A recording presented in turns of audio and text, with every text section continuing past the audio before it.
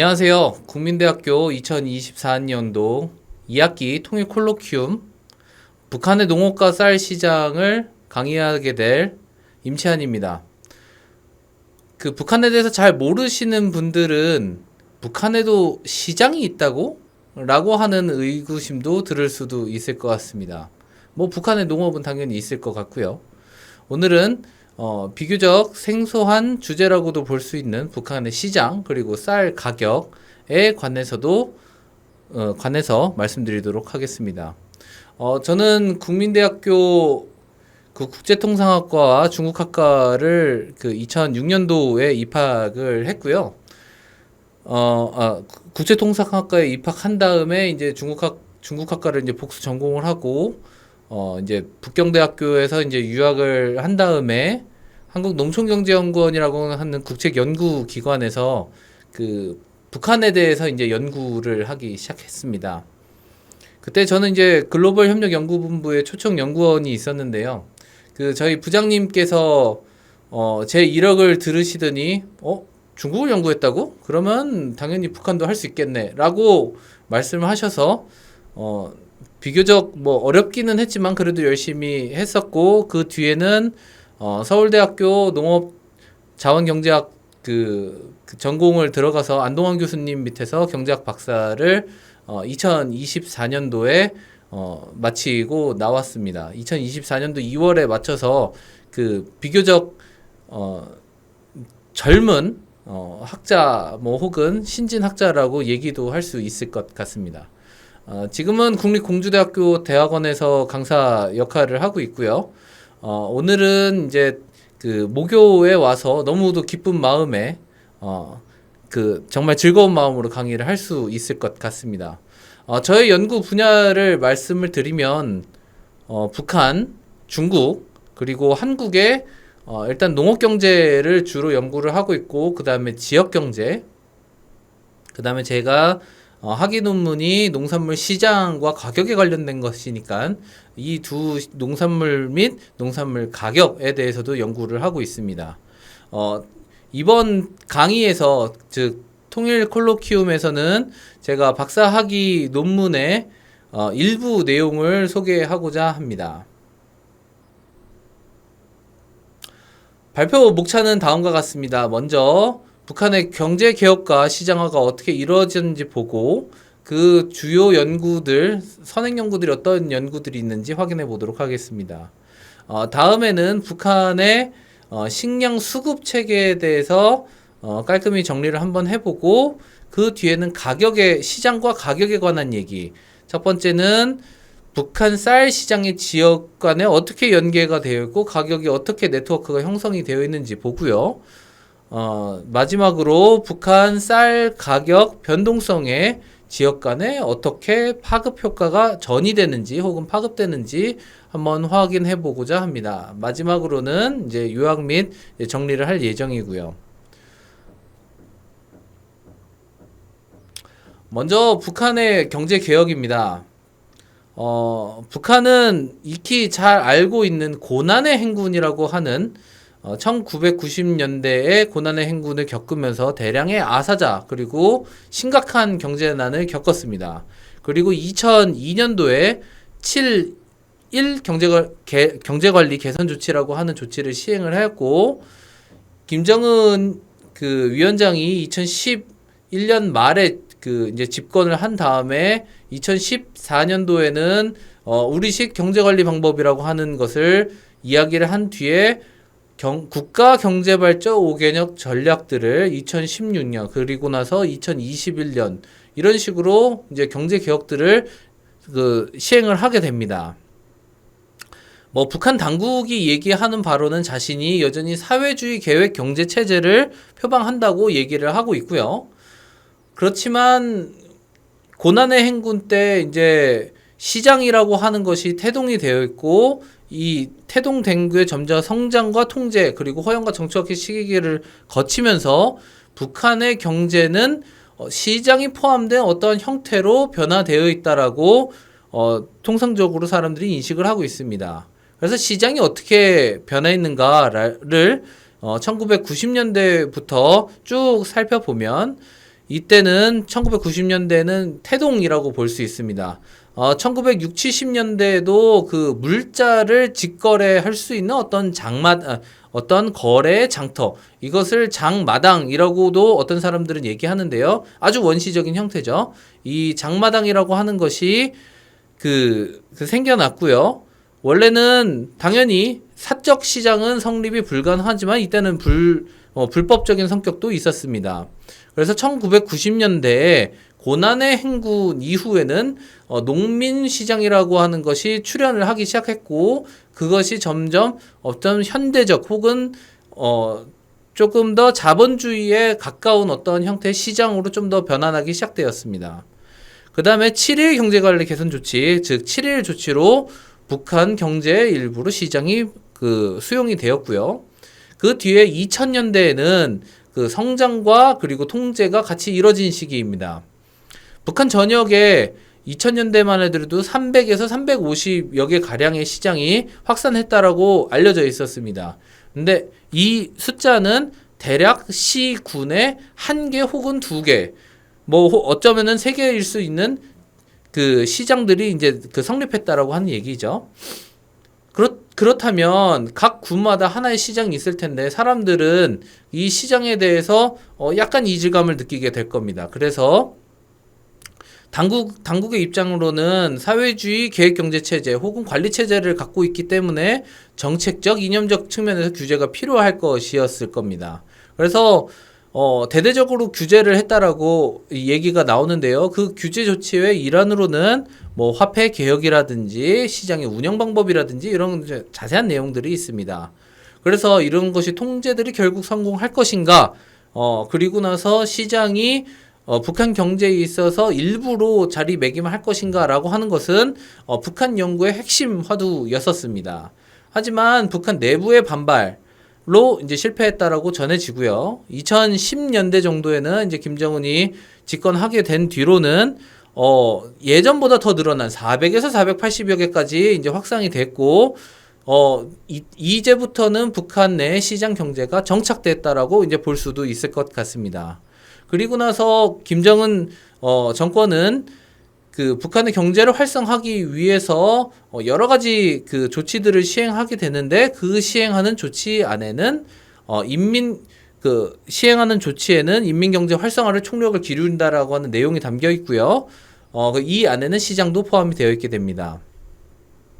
그래서 일반적인 평가는 북한의 경제개혁으로 고전적 체제에서 어떤 시장 요소가 포함된 체제로 이행 그리고 바뀌었다라고 얘기를 합니다. 하지만 계획과 시장이 힘겨루기를 하면서 이행 과정이 순탄치 않다라고 사람들이 인식을 하고 있습니다. 자, 이제 북한의 시장 앞서서 북한의 시장의 개수 300에서 350개, 400에서 400 몇 개 이런 식으로 얘기를 했는데요. 공식적인 시장으로는 2016년 기준으로 통일연구원에서 발표하면 404개이고 각 지역마다 혹은 각 권역마다 최대의 시장도 있습니다. 옆에는 이제 그 시장에서 거래되고 있는 어떤 형태 혹은 현상들을 이제 그 사진을 이제 찍은 건데요. 당연히 오른쪽에 계신 분은 파시는 분일 것이고 왼쪽에 계신 분은 소비자일 것입니다. 이렇게 어떤 거래 행위들이 일어나고 있습니다.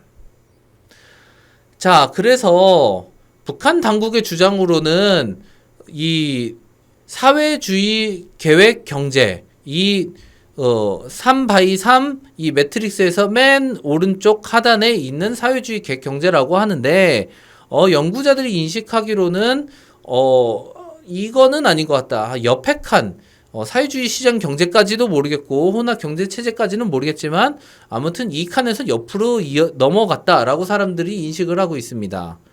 자, 그렇게 이행을 하게 된 원인을 살펴보면은 지금 동구권 국가, 소련 국가, 그 다음에 베트남, 중국 같은 국가들이 그 사회주의 국가에서 이행을 했는데요. 그 이행의 한 원인들을 살펴보면은 그 사회주의 계획 경제가 갖고 있는 비효율과 경직성, 가격 설정 방식과 경제의 어떤 왜곡, 그 다음에 생산자 인센티브가 결여되어 있다라고 하는 점, 그리고 정보 비대칭성을 갖고 있고 사실은 당국이 그 국가의 권력을 대리하는 역할을 하고 있는 대리인인데 대리인이 오히려 주인, 즉 국민들을 역으로 통제하는 어떤 현상들도 있어서 이 이행의 원인이라고 주요 원인이라고 볼 수 있을 것입니다.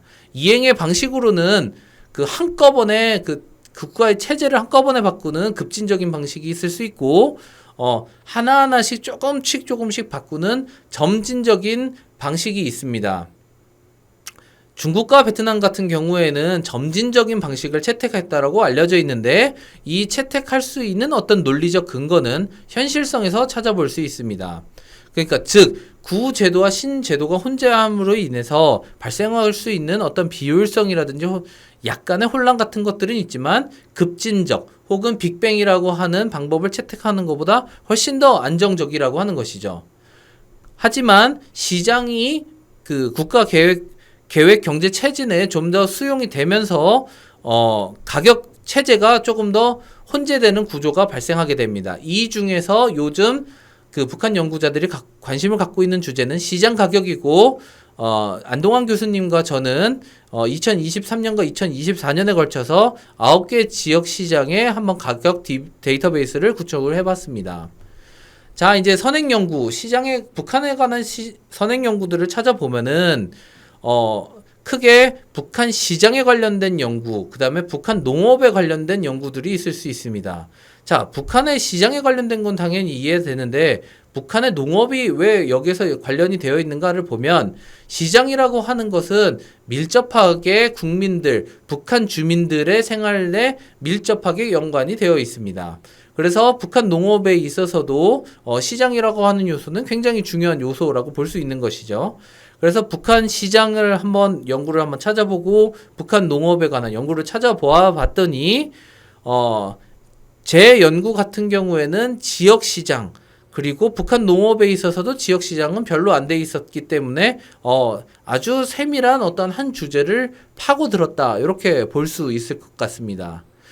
특히나 가격 계량 연구는 많지는 않습니다. 계량 연구가 방법론적으로 조금 어렵기는 하지만 가장 큰 장점으로는 통계적인 어떠한 권위를 받을 수 있기 때문에 혹은 통계적인 증거를 내세울 수 있기 때문에 비교적 객관적인 연구라고 하는 것입니다. 자, 오늘 통리 콜로퀴움에서 발표하게 될 주제는 북한의 식량 수급 체제와 시장의 역할, 그리고 쌀 시장의 가격에 관한 연구들입니다. 제가 쓴 박사학위 논문의 제목은 북한의 지역 간 농산물 시장화 진전에 대한 연구이고요. 그 중에서 한 3개 꼭지 정도를 발췌해서 간략하게 소개해드리고자 합니다.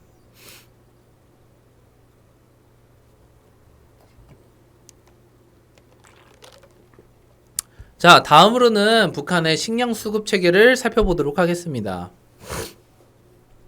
익히 잘 알겠지만 북한은 식량이 풍족하지는 않은 국가입니다. 북한의 경우 FAO에서 지정한 만성적인 식량 부족 국가이고요. 그 식량이 어느 정도로 부족한지는 연구자들마다 다르지만 대체로 풍족하지는 않다라고는 거의 이견이 없습니다. 식량 생산량을 정도를 보면은 보통 그 식량 생산량은 농촌진흥청에서 발표하는 자료랑 국제기구인 FAO에서 발표하는 그 2개의 통계들이 있습니다. 농진청 같은 경우에는 2012년부터 2021년도까지 대략 450만 톤에서 480만 톤, 이것을 전곡 기준, 즉 전곡이라고 하는 것은 그 나다를 도정을 해서 쌀 같은 경우는 벼가 나오는데 그 벼를 깎아서 벼 껍질을 깎으면 도정이라고 합니다. 그 도정을 했었을 때 전곡이라고 하고 그 전곡 같은 경우는 450에서 480만 정도 생산한다고 알려져 있고요. FAO 같은 경우에는 조곡을 발표를 하게 됩니다. 조곡 통계를 발표하게 되고, 그래서 정곡과 조곡을 환산을 한다. 그래서 정조곡 환산비를 적용을 해서 계산을 해보면 대략 한 400만 톤에서 528만 톤 정도에서 생산한다라고 이제 알려져 있습니다. 꽤 차이가 크죠. FAO 같은 경우는 등락이 좀 더 큰 편이고, 농촌진흥청 같은 경우에는 비교적 완만한 편이라고 볼 수 있습니다.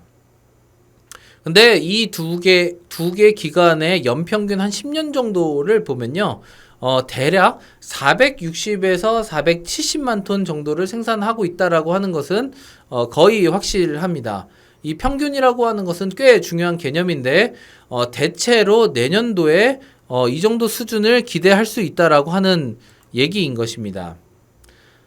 자, 그러면 어느 정도로 당연히 식량이 부족한 국가이기 때문에 외부에서 수입을 해와야 될 것입니다. 자, 어느 정도로 수입을 해올까를 살펴보면 지금까지는 북한이 중국의 의존도, 대중국 의존도가 무역에 있어서 굉장히 컸습니다. 뭐 90% 농림축산물 같은 경우는 거의 95%에 육박한다라고 하는 얘기도 있었을 정도니까요.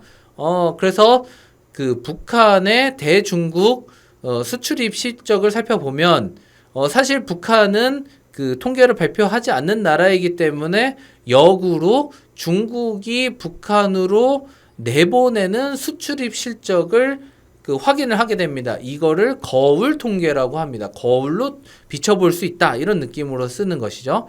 그래서 대체로 보면은 4에서 40만 톤 정도를 수입을 하고 있다. 북한이 중국에서 수입을 하고 있다. 식량, 밀가루, 쌀, 옥수수 같은 것들을 식량하고 있다라고 얘기를 하고 국제사회 대북 제재와 그 다음에 코로나 위기로 국경선이 봉쇄되어 있기 때문에 그 뒤로는 실질적인 교역량이 거의 없다라고 얘기를 하고 있습니다. 그렇지만 북한이 중국으로부터 수입하는 양이 엄청나게, 그러니까 압도적인 수준으로 많지는 않은 것 같습니다. 앞서서 460만 톤에서 470만 톤 연평균이라고 보았을 때 4에서 40만 톤이라고 하면은 대체로 평균적으로 비교를 해봤을 때 한 3에서 4%이기 때문에 가장 중요한 식량 공급 원은 아니라고 볼 수 있을 것입니다.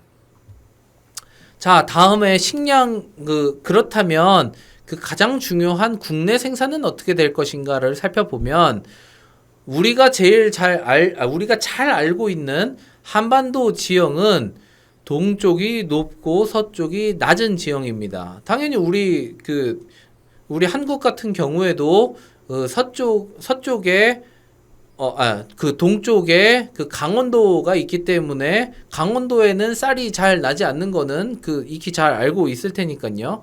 북한도 역시 마찬가지입니다. 서쪽에 황해도, 평안북도, 평안남도, 황해북도를 위치로 한 지역들이 대체로 초록색으로 지형이 낮은 것을 볼 수 있고, 백두산 지역 같은 경우는 빨간색, 그리고 오른쪽 지형 같은 오른쪽에 함경북도, 함경남도, 강원도 이런 쪽 지역은 대체로 노란색이거나 조금 빨간색이거나 초록색도 조금 있는 것을 볼 수 있을 것입니다. 그렇다고 하면은 당연히 수급 불균형이 생기겠죠. 왼쪽 같은 경우에는 즉 서쪽 지역 같은 경우에는 식량이 비교적 많이 생산되는 곳이고 오른쪽 같은 경우는 식량이 비교적 적은 곳일 테니까요. 그래서 북한 같은 경우에는 식량이 대체로 서쪽에서 동쪽으로 이동하는 추세가 보이게 된다라고 국제기구에서는 보고를 하고 있습니다. 자, 그렇다고 하면 보이는 손, 그러니까 분배하는 체계 같은 보이는 손, 계획 경제라고 하는 것이 어떠한 형태를 갖고 있는지 한번 모식도를 한번 살펴보도록 하겠습니다. 자, 앞서 얘기했다시피 국외 부분은 수입과 원조로 이루어졌을 것이고요. 국내 부문 같은 경우에는 2023년도 이전까지에는 협동농장이라고 불렸었던 그 어떤 농장 기관들이 생산을 했을 것이고, 2024년도에는 협동농장에서 협동을 뺐습니다. 그래서 농장이라고 불리는데, 그 농장이 생산을 하게 될 것입니다. 그 생산한 물자들은 당연히 북한 같은 경우는 계획경제 체제라고 관리체제라고 얘기를 하기 때문에, 수매 량정성에서 그 생산된 농산물을 그 수매를 하게 됩니다. 이 수매 량정성 혹은 농업위원회는 그 국영상업 부문에 그 배분을 하게 됐는데요. 그래서 상업지도기관이라든지 인민위원회라든지 이런 시장 운영 기관들을 통해 가지고 공적 시장 운영 기관들을 통해 가지고 그 식량이 이동이 될 것이고요. 이거 말고도 농장에서 불법적으로 판매되는 어떤 양이 있을 수 있습니다. 이 불법적으로 판매되는 것은 당연히 농장 같은 경우에는 사람들은 이윤을 극대화하려고 혹은 이윤을 높이려고 노력을 하게 됩니다. 이것은 동구권에서도 역시 마찬가지였는데요. 그래서 시장이 가격이 좀 더 많이 받게 되고 그 국영 부문을 팔 때는 좀 더 싸게 됩니다. 그래서 이러한 가격차 때문에 빨대 효과라고 하는 불법 판매 효과가 발생하고요. 그리고 그 북한 당국은 그 식량을 증산하기 위해서 그 여러 가지 그 장려 정책들을 시행했는데 그 중에 하나가 그 초과 생산 부분에 의해서는 합법 판매를 허용을 하게 되어 있습니다. 그 법적으로 허용이 되어 있습니다. 그리고 작업반들이 어떤 부업으로 뭐 밭별을 기른다든지 혹은 보리를 자기네 떼기밭에서 기른다든지 혹은 채소를 그 조금 더 만든다든지 하는 이 부업하는 형태들도 있을 수 있고 이것들이 또 이 장마당으로 유입이 되게 됩니다. 그래서 장마당 같은 경우에는 지금 현재도 있기는 하지만 이것은 공식 시장이 아닌 비공식 시장으로 엄밀히 말하면 불법 영역이고요. 농민 시장은 합법입니다. 그 다음에 종합 시장도 합법이고요. 이렇게 사적 부문으로 들어가게 됩니다. 그래서 이렇게 상업 부문으로 들어간 그 각종 식량과 농산물들은 군대, 기업소, 주민 요 다양한 사람들한테 판매가 됩니다. 혹은 배분이 되고요. 자,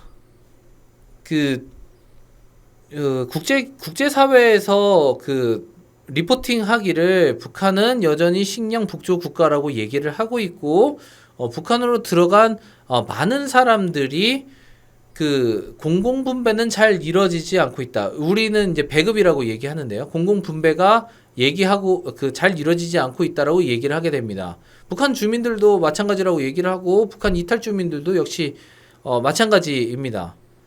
그런데 북한 이탈 주민의 어떤 식단 구성을 살펴보니 2015년도 혹은 16년도를 기점으로 3끼 이상을 먹는 사람들이 급격하게 늘어났고요.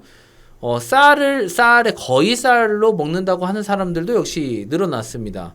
그 다음에 양 같은 경우에는 비교적 종합 실태를 보면 충분한 양, 식단이 다양하다, 식단이 단순하다, 하지만 양적으로는 충분하다라고 하는 사람이 거의 80%에 이릅니다.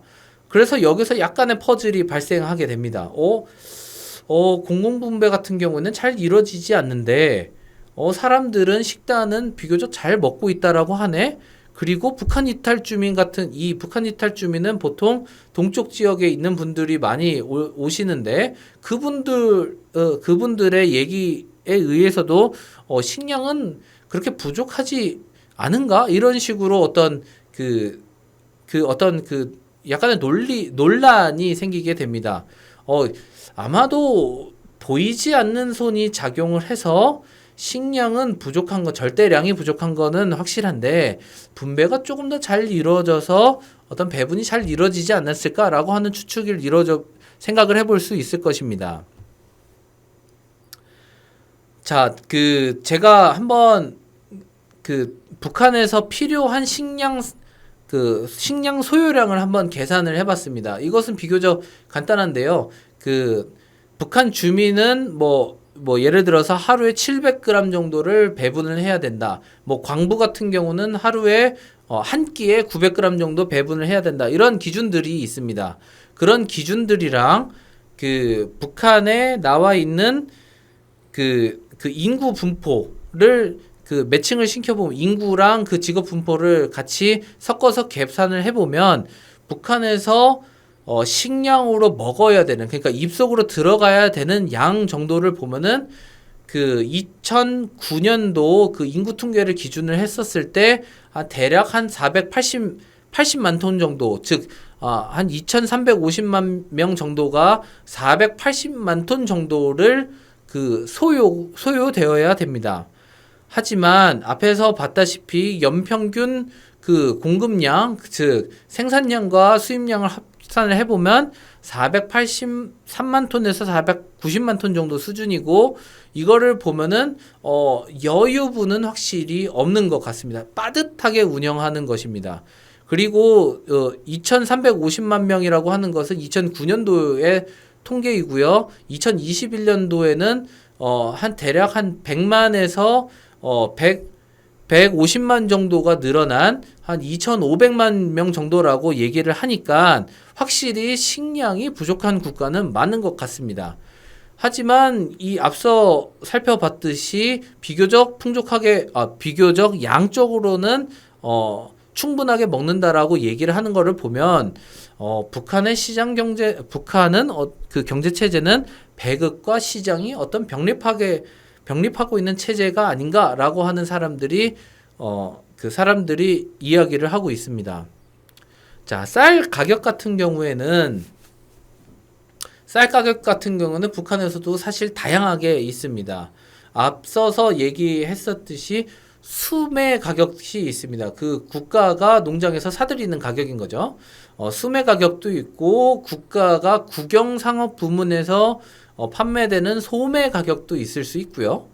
그 다음에 판매 가격도 있을 수 있습니다. 사적 상업이라고 보면은 시장으로 흘러가는 어떤 가격일 텐데, 그 가격은 시장 가격도 있고 합의 가격도 있고 한도 가격도 있습니다. 그것을 시계열적으로 그래프를 나타내 보면 시장 가격이 어떤 등락하는 어떤 형태가 있고 데이터도 비교적 잘 구축되어 있다라고 하는 것을 알 수 있습니다. 경제학에서는 데이터가 구축이 되어 있으면은 다양한 계량 분석들을 시행을 할 수가 있습니다. 계량 분석을 시행을 하게 되면은 통계적인 근거들을 확보할 수 있기 때문에 지금까지 북한 그 연구에서 정량적 혹은 그 정치 경제학적인 연구에서 조금 더 새로운 시도를 해볼 수 있다, 이렇게 생각이 됩니다. 그래서 북한은 자본주의의 전형적인 형태의 시장은 아닐 수 있겠지만 시장 거래는 이루어지고 한번 일반 경제학의 기법을 활용을 해가지고 한번 연구를 해보자라고 하는 것이 제 학위 논문의 출발점이었습니다. 다음은 이제 지역 연계와 가격 네트워크가 어떻게 이루어졌는지 한번 살펴보고자 합니다. 자, 이제 그러면 연구 범위를 설정을 해야 될 텐데요. 연구의 범위 같은 경우에는 김정은 집권 이후의 10년이 2012년도서부터 2021년도까지 매월 관측된 각 지역의 쌀 가격입니다. 각 지역은 북한의 그 시도를 대표할 수 있는 혹은 지역을 대표할 수 있는 대표적인 시로 선정을 했습니다. 북한 연구의 어떤 그 특성상 그 특정 지역은 말씀드리기는 어렵지만 각 지역에 대표하는 지역이라고 볼 수 있을 것입니다. 그래서 A서부터 그 A, B, C, D, E, F, G, H, I까지 해서 총 9개 지역을 선정을 해서 연구를 진행을 해 보았습니다. 자, 이제 경제학에 대한 얘기를 조금 더 해보려고 합니다. 이 효율 시장 가설이라고 하는 것은 그 유진 파마라고 하는 노벨 경제학상 수상자께서 그 얘기를 했었습니다. 사람은 자신의 이익을 위해서 행동을 최적을 하고 이 과정에서 합리적으로 예측을 한다. 그래서 이러한 합리성은 모든 정보를 이용을 하고 올바른 방식을 활용하는 데서 나오고 관찰하는 변수가 예측 변수에 어떻게 영향을 주는지 이제 이해하는 데 기반을 두게 된다라고 얘기를 하게 됩니다. 자, 이런 효율 시장 가설이 만약에 성립을 하게 되면은 그 거래가 이루어지고 지역 간의 거래 혹은 시장 간의 거래가 이루어지고 있는 지역은 일물일가라고 하는 법칙이 성립이 됩니다. 일물일가라고 하는 하나의 물건, 하나의 품목의 하나의 가격이 형성되는 어떠한 법칙을 이해하게 됩니다. 사실 이렇게 말로 풀면은 어렵지만 되게 단순한 논리입니다. 상인 같은 경우에는 그 정보가 굉장히 중요합니다. 이 지역에서 물건을 떼다가 다른 지역에다가 팔면은 내가 이렇게 돈을 벌 수 있겠구나. 이것을 아주 기초적인 정보일 테니까요. 그런 그 정보가 어떠한 차익으로 환산이 될 수가 있습니다. 그렇다면 그 경제학의 가장 기본적인 논리는 그 수요와 공급의 법칙이기 때문에 그 공급이 많아지게 되면은 가격이 싸지게 되고 수요가 많아지게 되면은 가격이 높아진다. 자, 그러면 상인들이 이쪽에서 물건을 떼다가 저쪽에서 팔게 되면은 공급 양이 실제로 이전되는 효과가 발생하게 됩니다. 그러면은 그 각 지역의 공급량이 늘어나거나 줄어들거나 하는 어떠한 조정 과정이 펼쳐질 것이고 특정한 지역과 다른 지역의 거래가 이루어진다라고 하면은 대체적으로 비슷한 가격이 형성될 것이다 라고 사람들이 얘기해 볼 수 있다는 것이죠. 이것을 효율시장 가설하에 일물일가의 법칙이라고 얘기를 하게 됩니다. 자, 그렇다면 보통은 이 수요 공급 법칙은 이렇게 교차하는 모습, X하는 모습으로 보여지게 되는데 이것을 정태적인 모형이라고 얘기를 하고 이것을 조금 더 동태적인 형태로 바꿀 수 있습니다. 동태라고 하는 것은 시간이 포함되어 있는 시간의 타점차 t가 들어가 있는 어떠한 것이고 예전의 가격이 현재의 가격에 영향을 미칠 수 있다라고 하는 것입니다. 자, 이것도 또 쉬운 얘기일 텐데요. 물건을 사 놔서 내가 보관을 하고 있다가 자, 나중에 한 어느 정도 시기가 지나고 나면은 가격이 점점점 오를 때 내가 옛날에 싸게 샀었던 물건을 현재에 팔면은 돈을 벌 수 있다. 이런 것을 수식적으로 반영하는 개념이라고 볼 수 있습니다. 자, 이 일물일가라고 하는 것은 절대적인 일물일가와 상대적인 일물일가라고 볼 수 있습니다. 있다고 볼 수 있습니다. 절대적 일물일가는 절대적인 금액을 기준으로 하게 되는 것이고요. 상대적인 일물일가는 비율을 보게 됩니다. 조금 어려워 보이기는 하지만 이것도 사실은 쉽습니다. 절대적 일물일가 같은 경우에는 이 뒤에 수식이 이렇게 나와 있는데 그 수식을 보면은 어떤 지역의 가격은 어떠한 그 값을 더하고 그 다음에 어떠한 값을 곱한 다음에 다른 값에 그 다른 지역을 곱하는 형태라고 나와 있다라고 이제 표시가 되어 있는 것입니다. 자, 절대적 일물일가라고 하는 것은 금액으로 보는데 예를 들어서 해주 지역 쌀이 많이 나는 지역입니다. 평양 지역 쌀이 조금 덜 나는 지역이겠죠. 이 두 지역이 절대적으로 완벽하게 같다. 금액적으로 완벽하게 같다. 이 지역의 쌀 소매 가격도 1,000원이고 저 지역의 소매 가격도 1,000원이다라고 하면은 절대적 일물일가가 형성됐고 특히 완벽한 일물일가가 형성되었다라고 얘기를 합니다. 이때 보면은 그 개수의 값, 그 앞에 그 개수는 B0, B1을 얘기하는데요. 그 B0, B1의 값이 0이거나 혹은 1이거나 0과 1과 동시에 이루어지게 되면은 이거 한번 대입을 해볼게요. 이게 0이 되면 당연히 없어질 것이고 B1이 1이 되면은 PIT는 PJT와 똑같아지게 됩니다.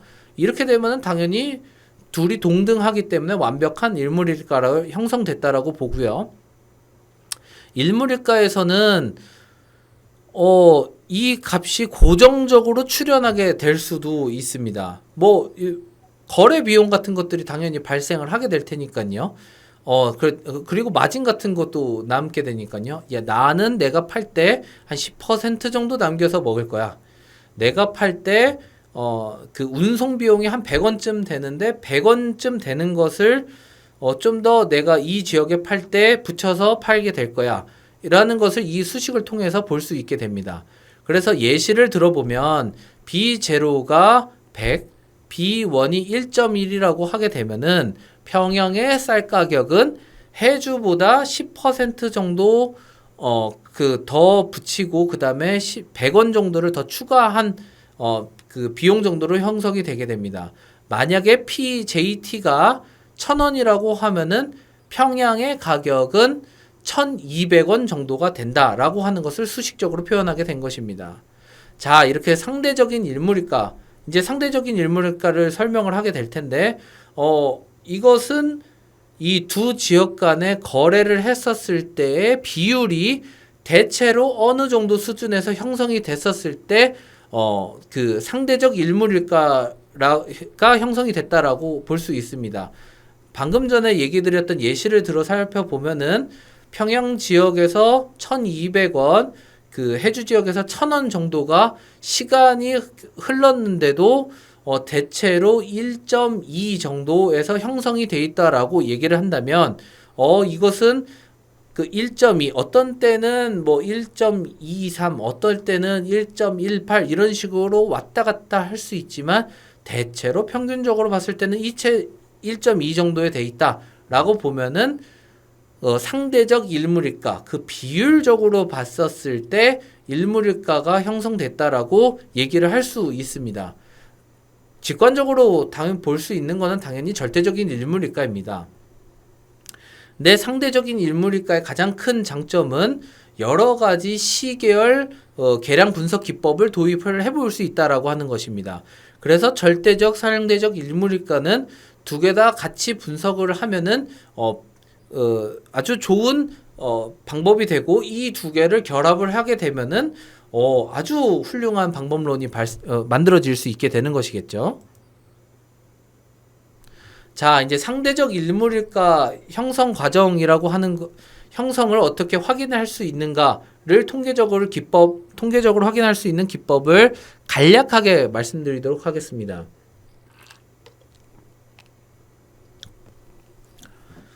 앞서 말씀드린 바와 같이 Q라고 하는 것은 비율입니다. 그 비율이라고 하는 것이 그 디키 플러라고 하는 훌륭한 어떤 계량 경제학자가 있으시고 그 계량 경제학자가 시계열의 정상성을 검증하는 방법을 제시를 했습니다.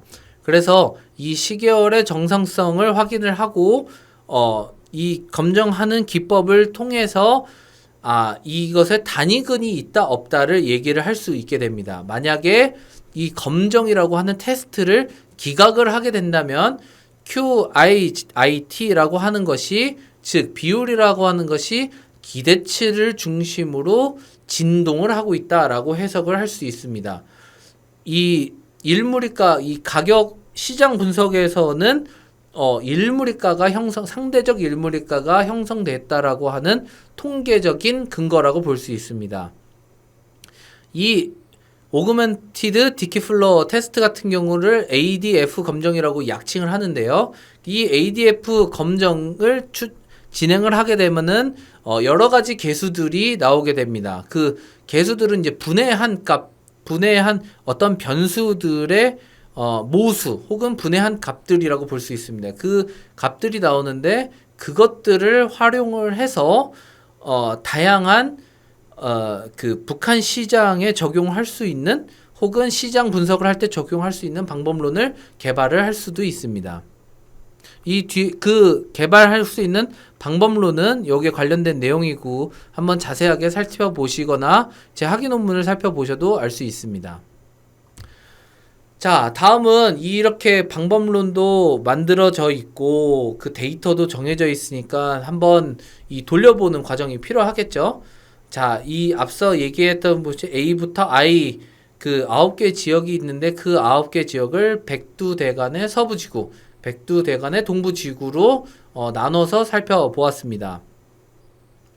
자, 왼쪽 같은 경우는 평균 값들이 A부터 H 지역은 대체로 그 백두대간 동부 지역에 비해서 낮다라고 하는 것을 알 수 있습니다. A 지역 같은 경우에는 4,700원 정도, 그 다음에 B 같은 경우는 4,900원이지만 백두대간 동부 지역에는 5,000원을 넘기거나 5,100원도 넘기는 경우가 있을 테니까요. 이거를 보아서도 백두대간의 동부 지역이 쌀이 좀 더 귀한 품목이구나라고 하는 것을 간접적으로 확인을 해볼 수 있습니다. 이거는 전체 평균이고 각 구간별로 기간별로 나눠가지고 한번 볼 수 있는데요. 자세한 거는 살펴보시면 되겠고요. 편차 같은 경우에는 편차는 일종의 그 변동하는 어떤 수준이라고도 해석을 할 수 있습니다. 높은 지역은 D와 G 지역이고요. D 지역 같은 경우는 815원, G 지역 같은 경우는 796원 정도로 평균에서 어떤 편차를 이루어지고 있고, 작은 지역은 최저인 지역은 C 지역이고요.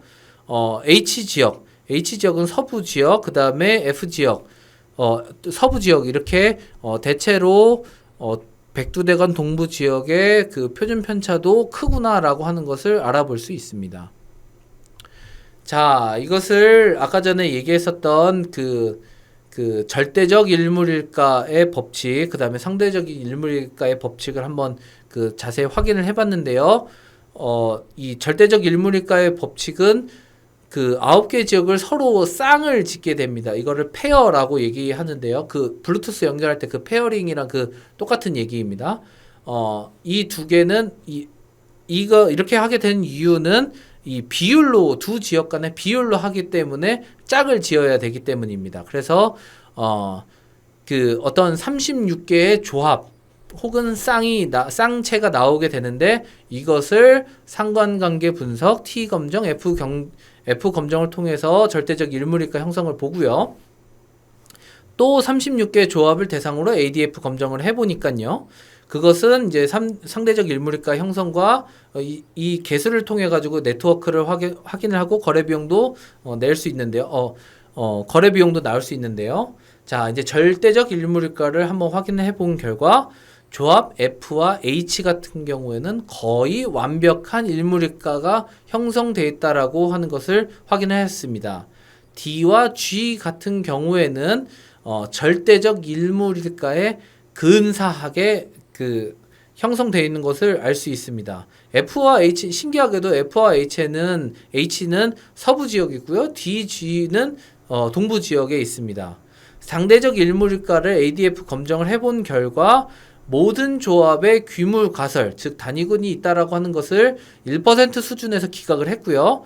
그래서 지역 간 상대 가격이 평균값의 주위를 안정적 불규칙적으로 진동한다는 것을 알 수 있었습니다. 모든 36개 그 쌍체가 그렇게 나왔습니다.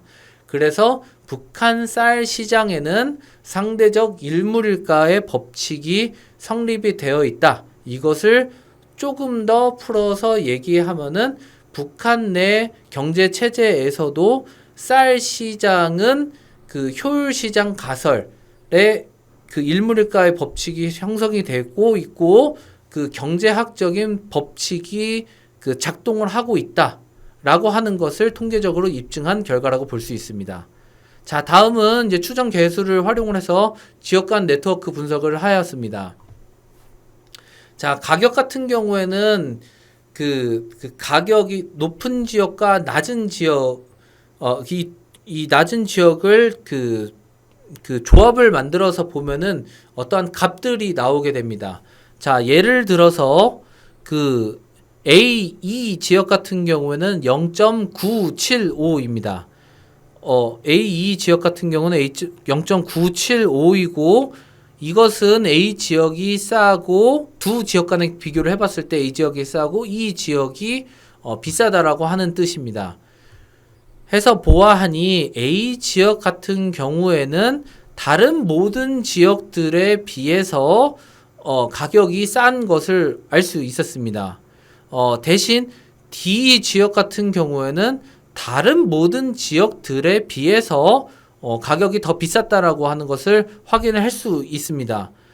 이것을 보면은 당연히 모든 물건은 가격이 싼 지역에서 비싼 지역으로 이송을 하게 됩니다. 이것은 상인들의 어떠한 거래 이윤 추구의 동기에 따른 것입니다.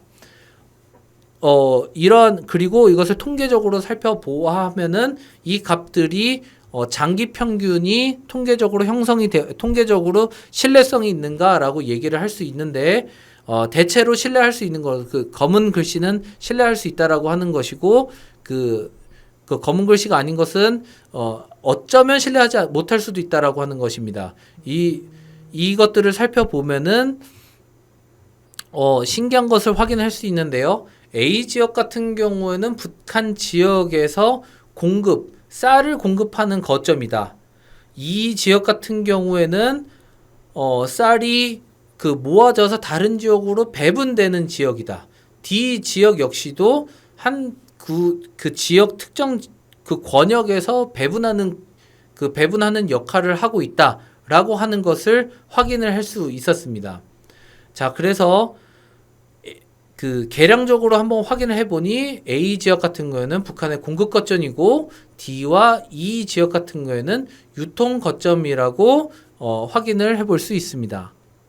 자, 그러면 이 두 개가 한번 다른 신뢰할 수 있을 만한 그 자료를 한번 비교해보자 한번 생각을 해봤습니다. 아까 전에 얘기했었을 때 그 FP에서 그 공공 분배망을 이제 그 모식도로 나타냈는데요.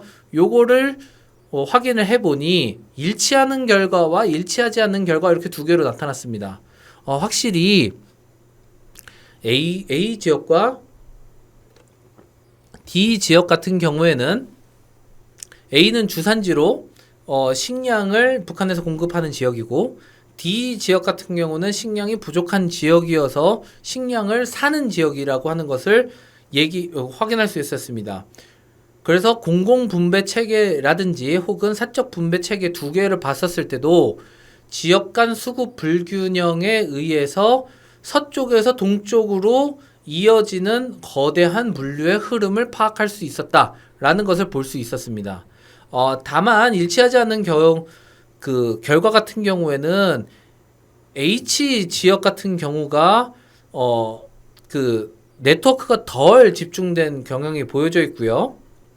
그 다음에 I 지역 같은 경우에는 신기하게도 I 지역에서 D 지역으로 운송되는 현상으로 확인이 되었습니다. 이제 I 지역 같은 경우는 식량 생산이 부족한 지역이라고 나와 있는데요. D 지역으로 오히려 넘어가는 반대 방향이 나와 있습니다. 즉 I와 D를 보면 초록색은 I에서 D로 가는데 여기 같은 경우에는 D에서 I로 간다는 것이죠. 아마도 이거는 중국산 쌀이 I 지역에 유입이 돼서 중국산 쌀과 국내산 쌀, 즉 북한산 쌀은 대체로 경합 관계에 있다라고 볼 수 있기 때문에 이 경합 관계에 의해서 물량이 많이 들어와서 가격이 전반적으로 낮아지는 효과가 있지 않을까라고 한번 추측을 해볼 수 있을 겁니다. B와 D 같은 경우에도 조금 신기한데요. 평안북도 지역의 쌀이 함경북도로 운송이 된다라고 하는 것을 제 연구에서는 나타났는데, 북한은 대체로 교통이 원활하지 않는 국가라고 알려져 있기 때문에 정말로 이런 것이 일어날 수 있을 것인가 라고 하는 것을 한번 추후 연구에서 확인해 볼 필요가 있을 것 같습니다. 그래서 D 지역 같은 경우에는 비교적 새롭게 조망해 볼 수 있는 관심을 가져볼 만한 지역이다 라고 얘기를 할 수 있을 것 같습니다. 자, 다음은 두 개의 지역이 연결되어 있기 때문에 북한의 시장이 연결되어 있기 때문에 당연히 각 지역의 변동성은 다른 지역에 영향을 주게 될 것입니다. 이것도 좀 더 쉬운 말로 설명을 하게 되면은 한국 같은 경우에는 그 서울 그 가락동 농수 도매시장에서 가격이 막 변동을 치게 되면은 평택도 영향을 받고 부산도 영향을 받고 목포도 영향을 받게 됩니다. 이것은 지역 간의 그 거래망이 연결이 되어 있기 때문인 것이죠. 그래서 이것을 가격 전이 효과라고 보통 경제학에서 얘기를 하게 됩니다. 가격 전이 효과가 북한에서도 일어나고 있다면 어떤 형태로 일어나고 있는지 한번 살펴보았습니다. 자, 앞서 연구에서는 그 짝을 지어 쌍채를 지어서 그 연구했다라고 얘기를 하였습니다. 근데 이것을 모형을 봤었을 때 조금 더 확장해 볼 필요는 있습니다. 이것이 왜냐하면은 그 지역 간의 변동성이 갑자기 동시다발적으로 발생할 수 있는 그 현상이 일어날 수 있기 때문이죠. 쉽게 예를 들어서 그 서울과 부산이 갑자기 요동을 쳐가지고 평택 지역 혹은 목포 지역에도 영향을 주는 어떤 현상이 발생할 수 있다라고 하는 것입니다. 이렇게 동시다발적으로 영향을 주는 것을 통제하기 위해서 다중시장 단일 품목 모형을 활용을 할 필요성이 있습니다. 자, 이 충격의 파급 효과 혹은 가격 전이 효과가 이 북한 연구에서 왜 필요한가를 설명을 드리면 보통 그 북한 연구에 있어서 그 보도의 어떤 형태 같은 경우에는 그 북한 내부 소식통에 의존을 하게 됩니다. 내부 소식통에 따르면 한 지역의 물가가 매우 요동쳐서 그 다른 지역으로 급격히 확산이 되고 있다. 북한 전역으로 확산되고 있다. 이런 식으로 그 전원을 통해서 그 이야기하게 됩니다. 이 전원이라고 하는 것은 물론 귀중한 정보이기는 하지만 어쩌면 주관적인 정보가 반영되어 있을 수도 있습니다. 이 계량 분석 기법을 통하게 된다면 비교적 객관적으로 현상을 파악을 할 수 있습니다. 그래서 계량 분석 기법이 필요한 것이죠. 그래서 저의 연구회 같은 경우에는 VEC, CCC, M 가치 모형을 활용을 하게 되었습니다. 이것은 그 시계열 계량 분석 기법에 대해서 비교적 공부를 해본 사람이 익숙한 모형이기 때문에 모형에 대한 자세한 설명을 하지는 않으려고 합니다. 이 변수 이런 식으로 포함이 되어 있습니다. 이 지역 간 전이 및 충격의 파급 효과는 저는 A, B, D, E, F 지역을 한번 활용을 해보고자 했었습니다. A, B, D, E, F 지역 같은 경우는 앞서 말씀드린 어떤 중요한 지역이라고도 북한 시장에서 중요한 지역이라고도 볼 수 있습니다. 자, 이렇게 이 시계열 계량 분석 기법을 활용해서 분석을 해본 여러 가지 이제 파라미터들 값들 경우에는 제 학위 논문에 있으니까 관심 있으신 분 한번 보셔도 좋을 것 같고요. 가설을 설정을 해야 됩니다. 그 가설 같은 경우에는 어떤 지역의 가격 변동성이 다른 지역으로 전이되지 않는다라고 하는 것을 분석 가설로 얘기를 하고요. 공급 측면의 가설, 수요 측면의 가설, 유통 측면의 가설, 접경 지역의 측면의 가설, 핵심 지역의 측면의 가설, 이렇게 5개를 수립을 해봤습니다. 자, 이것을 좀 더 풀어서 얘기를 해보면 공급지 혹은 주산 지역의 가격 변동성이 다른 지역으로 전이되지 않는다라고 하는 것이 분석의 가설입니다. 자, 이것을 기각을 하거나 채택을 하게 되겠죠. 자, 결과를 살펴보면 식량 수급지 관련된 가설이 기각이 되었고요. 나머지 가설은 채택이 되었습니다. 자, 이거 같은 경우, 이 옆을 보시면은, 자, D 지역의 가격 변동성이 발생을 하면은, 동시다발적으로 A 지역과 B, E, F 지역으로 파급이 된다. 이런 현상이 관측이 된다. 그래서 기각이 된다라고 하는 것입니다. 이것은 비교적 합리적인 내용일 수 있습니다. 그래서 향후에는 D 지역에 관한 어떤 그 가격의 조사 연구가 좀 더 심도 있게 이루어지면 좋겠다라고 하는 생각이 있고요.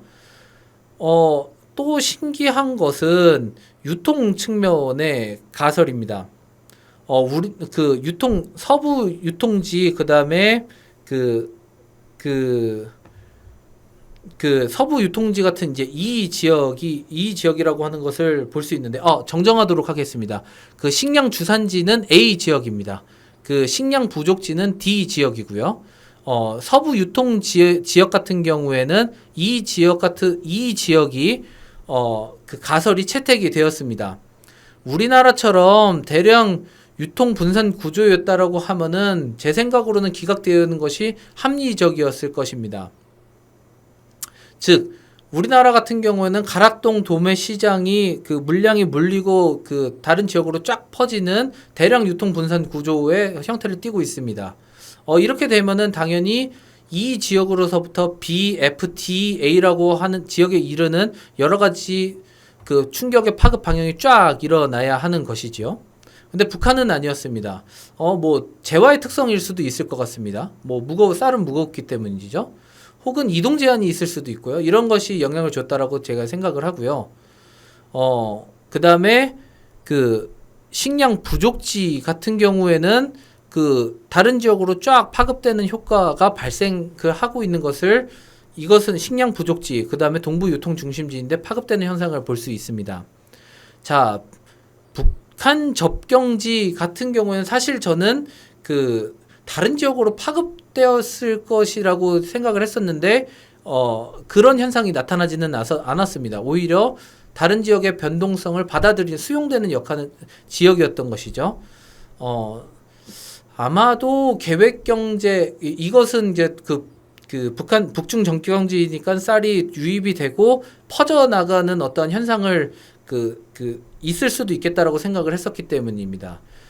초기 쌀 가격 북한의 계획 경제 어떤 특성이 영향을 끼칠 수 있다라고도 생각을 하고요. 북중 교역이 중단돼서 그 어떤 분석의 모습값이 유의하게 낮지 않았을 수도 있고요. 어떤 이런 여건들에 의해서 가설이 채택이 되었습니다. 핵심지 같은 경우에는 저는 처음에는 당연히 우리나라처럼 쫙 퍼져나가는 형태를 보였을 거라고 생각을 했지만 또 그거는 아니었었습니다. 해당 지역 같은 경우에는 가격과 표준 편차가 낮은 지역입니다. 즉 핵심 지역은 쌀 가격이 비교적 낮은 편이고 그리고 변동도 다른 지역에 비해서 덜 하는 지역입니다. 그래서 안정된 가격이 비교적 안정된 지역은 다른 지역에 영향을 주기는 어려울 겁니다. 다른 지역에 막 변동되는 지역이 안정된 지역에 그 영향을 주는 것이 합리적일 테니까요. 그래서 이 결과는 합리적이라고 저는 개인적으로 생각을 합니다. 그래서 북한의 식량의 가격 변동성이 전이되는 지역은, 그러니까 가격이 막 요동을 치면 다른 지역에도 요동을 칠 수 있는 지역은 A와 D 지역이고 이것은 비교적 합리적인 연구 방법론을 채택을 해서 나온 결과라고 얘기 드릴 수 있습니다. 근데 하지만 이제 여러 가지 새로운 현상들을 발견하긴 했지만요. 해석을 할 수 있는 북한 자료들이 많지는 않아요. 그래서 나중에는 여러 가지 자료의 신뢰성도 높여야 될 것이고, 북한 경제 현실도 좀 더 많이 들여봐야 될 것이고, 쌀 수급 체계도 더 심도 있게 이해하려고 하는 연구들이 필요할 것이라고 생각을 합니다. 자, 마지막으로 요약입니다. 북한 같은 경우에는 2010년대에도 시장화가 추진되고 있습니다. 그래서 체제가 이행이 되고 있고, 북한 당국은 사회주의 계획경제 체제라고 얘기를 하지만 순수한 형태는 아니다라고 얘기를 할 수 있습니다. 그래서 지금까지 그 논의되어 있었던 선행 연구를 살펴보니 어떤 시장이 형성이 됐다라고 하는 것은 대체로 동의를 하고 있고 실제로도 많은 증언들이 있지만 통계적인 혹은 실증적인 논거들은 많이 부족했다. 그래서 제가 한번 박사학위 연구를 한번 추진을 해보았습니다.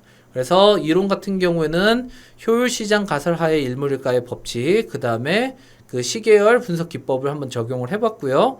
해보니까 상대적 일몰일가는 모든 지역에서 형성이 되어 있어서 북한 내에서도 쌀 시장이라고 하는 비교적 중요한 시장은 그 계획경제의 일부 계획경제 일부가 아닌 그 북한 경제의 일부로 포함이 되어 있다. 그 다음에 쌀 가격의 파급 방향은 어떤 특정 지역으로 중심이 되어 있고 비교적 단일한 방향으로 이루어지고 있다라고 하는 것을 알 수 있습니다. 그래서 제 연구의 학문적인 기여는 쌀 시장은 합리적인 예측에 따라서 운영이 되고 있고 필수재 유통 과정에서도 계획과 시장이 병존하고 있다라고 하는 것을 확인한 연구라고 볼 수 있습니다.